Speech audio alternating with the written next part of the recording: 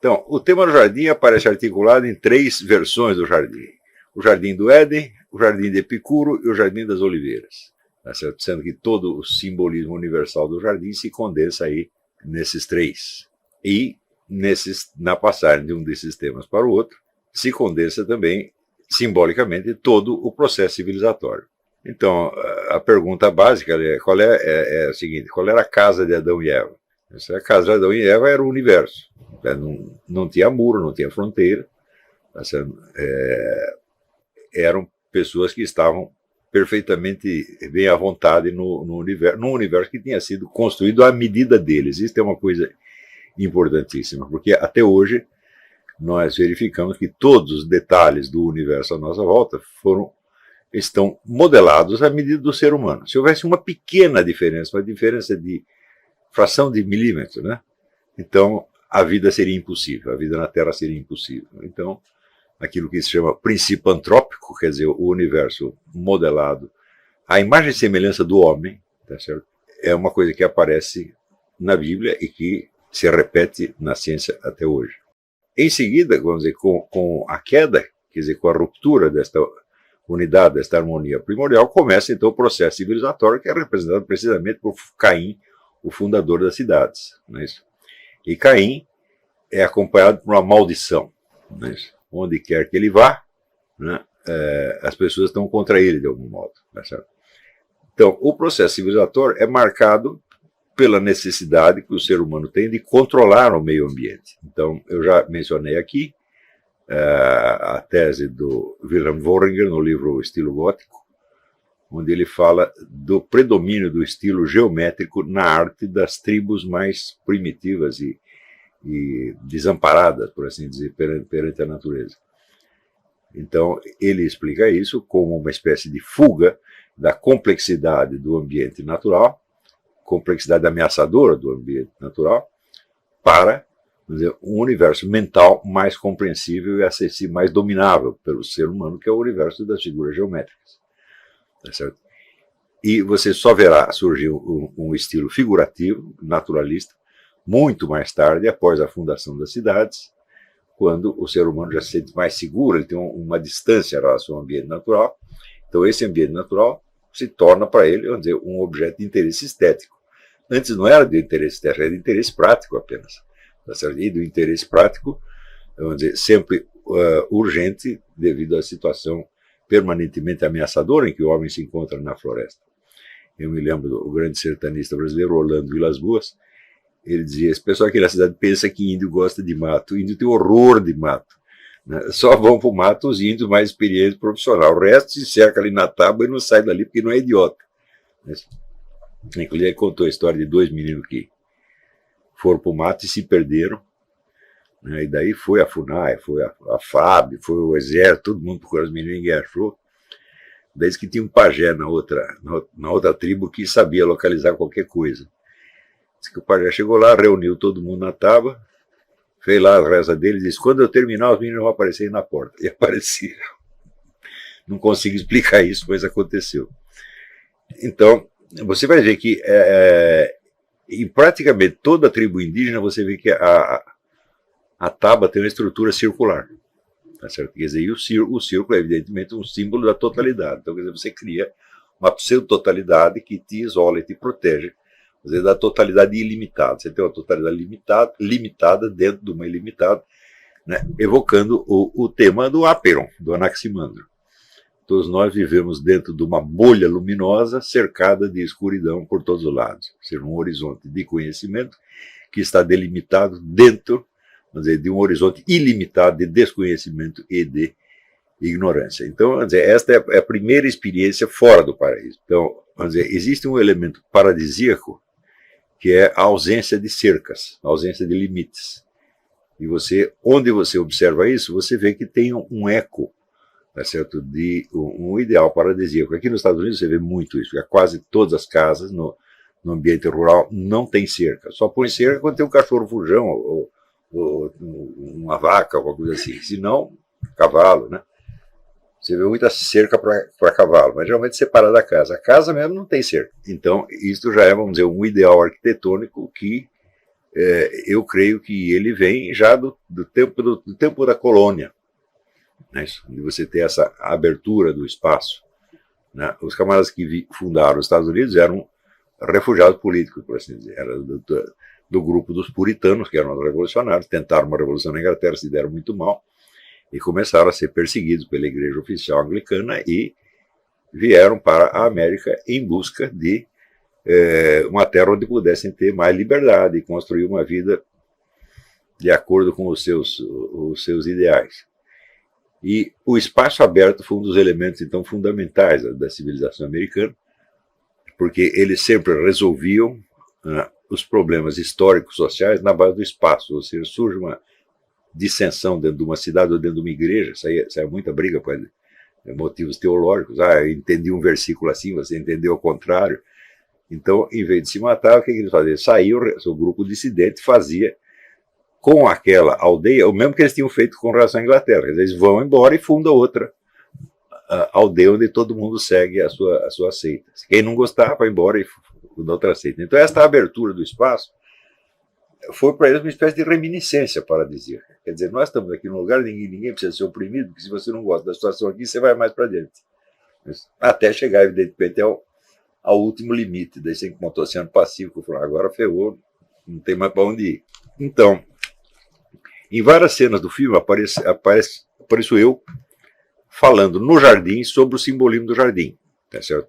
E marcando ali duas coisas. Primeiro, a família como foco de resistência à autoridade do Estado, né? E a residência rural como uma defesa contra os perigos do próprio processo civilizatório, né? O processo civilizatório ele é marcado eminentemente pelo controle crescente. Então, vamos dizer, os devotos desse processo acham uma maravilha e dizem assim, o homem tem hoje mais domínio sobre a natureza, etc, etc. Isso é 100% falso.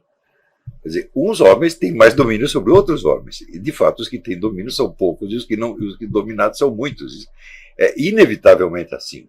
Né? Quer dizer, o ideal igualitário, ele é uma coisa, evidentemente, só da boca para fora. Você vê, cada sujeito que promete instaurar uma igualdade, ele cria uma desigualdade muito maior. Por quê? A igualdade tem de ser instaurada desde cima. Então, o sujeito que vai instaurar, ele tem que ter um controle muito grande sobre a sociedade. Então, os desníveis de autoridade local, por exemplo, dentro de uma família, tem um desnível de autoridade. O pai manda mais do que os filhos. Não é normal? O pai e a mãe mandam mais do que os filhos. Né? Então, se você tem uma fazenda, então o dono da fazenda manda mais do que os empregados. Se for escravo, manda menos ainda, coitadinho. Né? Então, o sujeito que de cima promete eliminar todos os desníveis sociais, ele tem que criar um desnível maior ainda, porque ele tem que ter mais poder do que todos aqueles poderosos locais. O processo da história moderna é todo marcado por isso, quer dizer, pela derrubada das autoridades intermediárias por uma autoridade central que se alia ao povo, prometendo mais liberdade, mais prosperidade, etc, etc. E, evidentemente, o resultado é sempre o oposto, sempre inevitavelmente. E até no filme eles ilustraram a coisa muito bem. Na hora que exatamente que eu estou falando disso, eles intercalam uma cena do Ivan o Terrível, do seu filme do Eisenstein, que é a história do camarada que fez exatamente isso. Quer dizer, ele se aliou ao povo, né, e aparece o povo todo fazendo uma romaria para o castelo, para apoiar o imperador, e ele destrói, então, a aristocracia, a autoridade intermediária.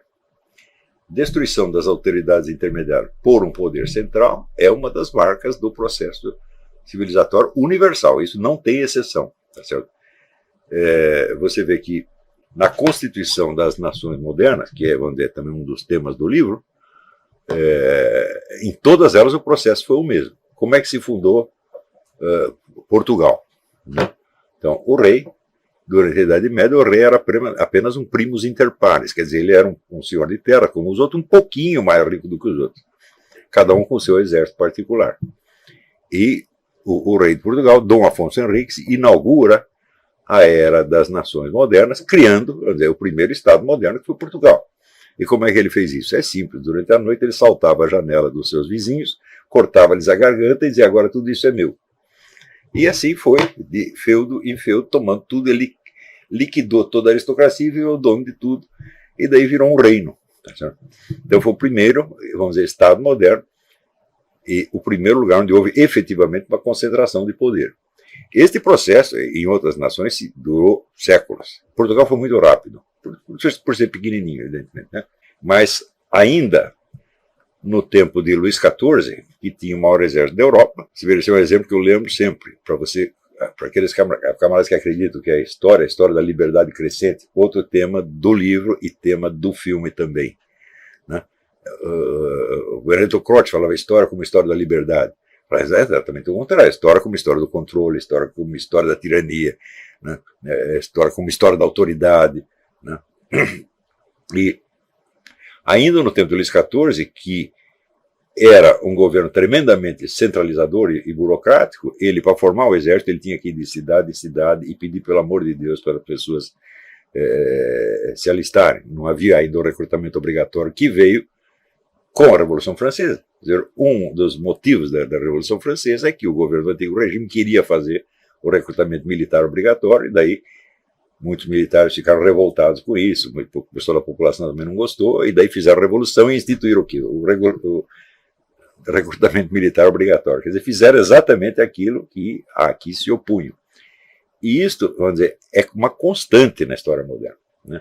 É como está no livro do Bertrand de Jouvenel, do poder, história natural do seu crescimento, onde ele mostra que aconteça o que acontecer, e pouco importa quem está no poder, o poder do Estado sempre aumenta, sempre. Seja por meios ditatoriais, seja por meios democráticos. Isso as pessoas têm que entender, né? Os idólatras da democracia não entendem as limitações da democracia, e a democracia se constitui das suas limitações.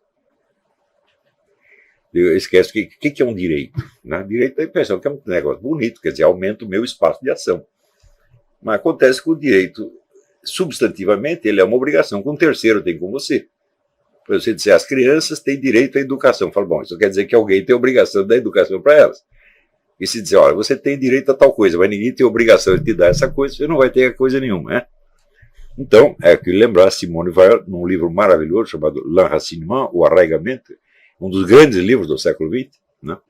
A Simone Weil era uma moça de altíssima cultura, filósofa de primeira ordem, que insistia em trabalhar como operária, para ela conhecer a vida do povo. Ela trabalhou como operária. Nunca foi uma pessoa da intelectualidade. E também era uma pessoa toda extravagante, uma pessoa que se converteu à Igreja Católica, mas nunca se batizou. Ela era judia de origem, se converteu à Igreja Católica, mas não deu tempo de batizar. Então, era católica do B. Então, a Simone Weil, que foi a primeira autora que entendeu realmente o que é a natureza do direito como obrigação no terceiro, né? Então, cada vez que você proclama um direito, alguém tem que assegurar que os terceiros cumpram a obrigação. Então você precisa de novos tribunais especializados, novas repartições, novas leis, novas multas, etc. Haja o que houver, o poder do Estado vai crescer. Cada direitinho que você criar, você criar um direito do seu cachorro, tá certo? O Estado vai crescer. E ele sempre vai crescer muito mais do que a área de ação que os novos direitos prometem aos seus pretensos beneficiários. Isso é inevitável. Então, claro que existem duas maneiras de você crescer o poder do Estado, uma pela via tirânica. Você cria uma revolução, um golpe de Estado, toma o poder, bota todos os seus inimigos na cadeia, baixa lá uns controles draconianos. Esta é a maneira mais óbvia, mas existe a maneira democrática, que é prometer direitos para todo mundo e vai expandindo. E não adianta esse pessoal liberal falar, vamos enxugar o Estado. O que é enxugar o Estado? Nós vamos privatizar certas áreas. Eu digo, bom, privatização tem um limite natural, que é o limite da própria natureza do Estado, quer dizer, a função do Estado, vamos dizer, de defesa territorial, defesa contra inimigos internos e externos. Se você privatizar isto, a empresa que recebeu, ela se torna o Estado.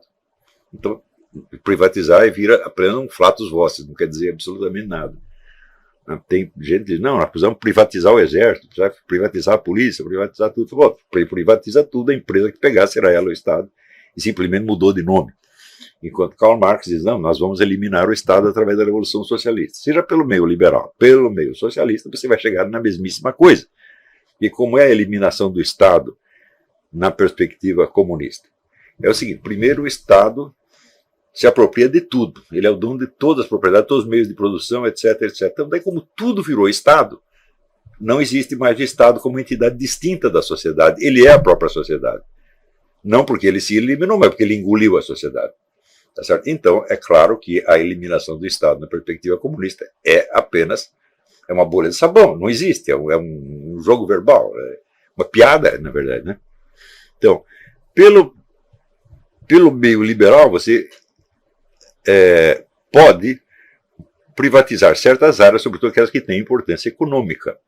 E, vamos dizer, a conveniência das privatizações, nesse caso, está mais do que comprovada. Porém, você acha que o Estado, vamos dizer, ao se desfazer de certas empresas, por exemplo, que não estão dando lucro, etc., você acha que ele vai aceitar a diminuição do seu poder? Não, ele vai compensar esta perda de autoridade na área econômica com expansão em outras áreas.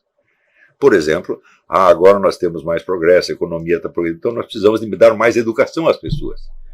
Né? Então, vem mais projetos que vão ampliar o controle do Estado sobre a educação. E assim por diante. E os novos direitos, tem direito da mulher, direito dos negros, direito dos gays, direito de todo mundo. Tá certo? Isso aí a administração vai aumentando, aumentando, aumentando, e os controles vão aumentando. Também, se você privatiza, isso significa, quer dizer, atividades econômicas que estavam na mão do Estado passam para empresas privadas, mas, é claro, essas empresas vão ter que estar sujeitas a alguma regulamentação. Por exemplo, a regulamentação fiscal. Então, a regulamentação fiscal vai crescendo, crescendo, crescendo, para dar conta da complexidade econômica cada vez maior criada pelas privatizações. Então, quer dizer, você tem mais agentes, né, atuando na economia, não menos, se multiplicou o número de agentes, então, claro, a regulamentação e a fiscalização se tornam muito mais complexas. Então, teve um advogado que juntou toda a legislação fiscal no Brasil, deu um livro do tamanho deste quarto aqui. Né? Então, um cara me informou, você sabe quantas leis regulam só o orçamento brasileiro? Isso foi mais de 10 anos atrás. Você tem 5.000 e não sei quantas leis. Eu falo, mas quem é que conhece essas 5.000 leis? Então, é uma situação na qual aquele princípio de que ninguém pode alegar ignorância da lei fica totalmente inválido, porque, na verdade, ninguém pode alegar conhecimento da lei. Né? Então, cria a situação na qual todo mundo está fora da lei. Todo mundo estando fora da lei, todo mundo é punível, em princípio. Então, quem domina o Estado escolhe quem ele vai punir. E não pune os outros porque não interessa. Então, essa é a situação real de qualquer democracia no mundo. Então, pela via ditatorial ou pela via democrática, o poder do Estado aumenta. E até hoje, ninguém sabe um meio de contrabalançar isso aí. E, em geral, você vê que os teóricos da política não estão interessados nisso, porque eles acreditam no mito da democracia como uma coisa que é fundamento de si mesmo. Quer dizer, basta você aumentar o número de direitos, vai ficar tudo maravilhoso. O Norberto Bobbio acredita nisso. Né? Quanta gente não acredita? Todo mundo fala ampliar os direitos, ampliar os direitos. São absolutamente loucos. Então, quanto mais amplia os direitos, mais nós perdemos possibilidades reais de ação, perdemos direitos, na verdade. Né? Então, o processo civilizatório inteiro é marcado pela evolução do controle. E os meios de controle se tornam cada vez mais incontroláveis, porque eles crescem de maneira avassaladora. Então, por exemplo, você imagina como que um Luís XIV exercia a sua autoridade. Ele assinava um decreto, então tinha que mandar emissários para todo o país a cavalo, né, levando cópias do decreto. Eu digo, como é que você vai fiscalizar os caras? O cumprimento, né? Vai ter que mandar outros emissários. Então o negócio era enormemente complicado, e por isso, mesmo às vésperas da Revolução, a França era um emaranhado de legislações locais absolutamente irredutível a qualquer unidade. Era o caos legal total. Cada cidade tinha suas próprias unidades de medida. Então você saía aqui levando 3 quilos de feijão para vender ali, chegava lá, o peso já era diferente, o preço já era diferente, o imposto era diferente, e assim por diante. E isto no antigo regime, que era tremendamente centralizador em comparação com o tempo do feudalismo. Né? E quando veio a Revolução, é claro, centraliza mais ainda, tentando eliminar essas diferenças locais. Né? Eu vi outro dia um vídeo muito interessante de uma senhora que sobreviveu do Holocausto, contando o que se passou na Áustria, onde ela nasceu, ela disse, olha, esses camaradas, esses nazistas, eles chegaram começando com essa ideia de centralizar tudo e estatizar tudo. Então nós tínhamos, por exemplo, 66 distritos diferentes. Eles reduziram para 15. Então isso quer dizer que as diferenças regionais foram absolutamente apagadas e tudo cai para o controle do governo central. Então ela entendeu, falou, isso é evidentemente, o que era isso? Isso era socialismo, era o que eles estavam fazendo. Até outro dia eu botei uma notinha no Facebook dizendo, nos anos 30, a Europa inteira sabia que o nazismo era um socialismo. Todo mundo sabia. Você vê, até citei o livro do Rio La Rochelle, Socialismo Fascista. É um livro de propaganda do socialismo fascista. E o livro do Werner Sombart, O Socialismo Alemão. Também, o Sombart, naquela época, ele era favorável a esse tipo de socialismo. Então, isso, o universo inteiro sabia disso. Tá certo? Agora, depois da guerra, a propaganda soviética falou, não, nós temos que limpar o socialismo dessa imagem, imagem nazista, e daí o nazismo deixou de ser socialista depois que ele deixou de existir. E o pessoal acredita nessa pataquada até hoje, é um negócio impressionante. Então, este processo do controle é evidentemente a raiz de todos os descontroles e de todo o caos social. Você vê que onde quer que você encontre uma sociedade, vamos dizer, regularmente, assim, medianamente ou mediocremente equilibrada e pacífica, é onde os controles são menos drásticos e onde você aceita um coeficiente de caos regional inevitável, tá certo? Você vê que até hoje, como é que chama as divisões regionais aqui? São os condados. O que é o condado? São os domínios pessoais de um conde. Não tem conde nenhum, mas continua chamando condado, quer dizer, um remanescente de uma antiga administração regional que tinha uma tremenda autonomia. Quando houve aqui a Guerra da Independência, e os caras conseguiram expulsar os ingleses, então daí surgiu o problema, que sistema de governo nós vamos ter? Tinha muita gente que achava que não precisava ter governo nenhum. As comunidades estavam acostumadas a desfrutar da sua independência, tomar suas decisões sem ter que dar satisfações a nenhum governo central. Tá certo? E, para criar um governo central, foi preciso que esse governo central se persuadisse da legitimidade dos direitos regionais e, portanto, consentisse em coexistir com inúmeras autoridades intermediárias. Então, esta é uma regra que nós podemos usar. Quanto maior o número de autoridades intermediárias, mais liberdade você tem. Isso significa também que você tem mais caos, né? E menos controle sobre o conjunto da situação. Agora, até onde um governante suporta a diversidade de poderes? Este é um problema, porque se surge uma guerra, por exemplo, ele vai ter que centralizar o comando. Então, você vê que as pessoas que são favoráveis a este ou aquele modelo de governo são... todo sujeito que sai com um modelo de governo, para mim, é louco. Porque o modelo é um treco abstrato e genérico que não tem lugar no espaço, não tem uma época determinada. Tá certo?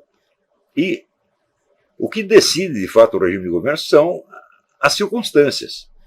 E, sobretudo, vamos dizer, a convivência de um país com outros países. Quer dizer, uma agressão externa pode impor uma mudança de regime dentro de um país. Não é isso? Como, por exemplo, ou uma agressão interna, ou, vamos dizer, uma revolução, uma agitação qualquer. Quando houve a Guerra Civil, os promotores da Guerra Civil, que na verdade quem começou a Guerra Civil foi o Sul, eles deram o primeiro tiro, prova que eram absolutamente loucos, e imediatamente o governo do Norte instaura uma ditadura, com censura à imprensa, eliminando poderes regionais, etc. Quer dizer, eles cutucaram uma vara curta e o Lincoln, então, mostrou toda a sua fisionomia mental, na verdade, totalitária. Quer dizer, ele tinha muitas concepções do Estado moderno, protecionista, meio fascista, tinha tudo isso na cabeça dele, tá certo? E ele estava lá quietinho no canto dele, os caras foram provocar, daí que ele aproveitou para impor todos os controles que ele queria, tá certo? E, inclusive, o negócio da libertação dos escravos, essa ideia apareceu tardiamente na cabeça dele.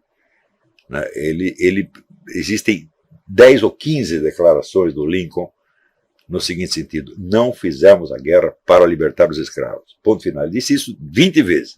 Tardiamente ele percebeu que isso podia ser uma boa propaganda. Então proibiu os plantadores do sul de ter escravo, mas continua deixando que tivesse escravo no norte. Então, todo você verá, uma reivindicação de autonomia regional provoca uma autoridade central que daí aproveita para impor a sua autoridade centralizadora. Tudo isso pode acontecer. Então, o que é dentro do seu modelo? Você é a favor disso ou a favor disso? Não importa o que você é a favor, importa o que dá para fazer. Então, você vê, o governo Fernando Henrique no Brasil não foi o governo privatizador, e foi o governo que mais centralizou, por exemplo, o controle estatal sobre a educação. Então, aqui nos Estados Unidos, mesma coisa, o Clinton privatizou um monte de coisa, mas começou com todas essas legislações de proteger direito desse, direito daquele, e com isso o Estado vai crescendo, crescendo, crescendo. Então, na verdade, este é o tema central do filme. Quer dizer, o contraste entre a liberdade primordial, tá certo, e a tragédia do processo civilizatório, né? Do qual, vamos dizer, algumas pessoas privilegiadas conseguem, vamos dizer, se preservar precariamente, tá certo? Fugindo, né? Como está numa profecia, eu não lembro que santo do século XIII, disse, a partir do século XX os cristãos vão fugir para a solidão do ermo, né? Então, nós fugimos para a solidão do ermo, fomos morar lá no meio do mato, e nos sentimos muito bem. Ali, o máximo perigo que tinha era um carrapato, uma coisa assim. Não que o carrapato seja um inimigo desprezível, eu sei que não é. Mas eu prefiro o carrapato a qualquer fiscal do imposto de renda, evidentemente, do FBI, etc, etc.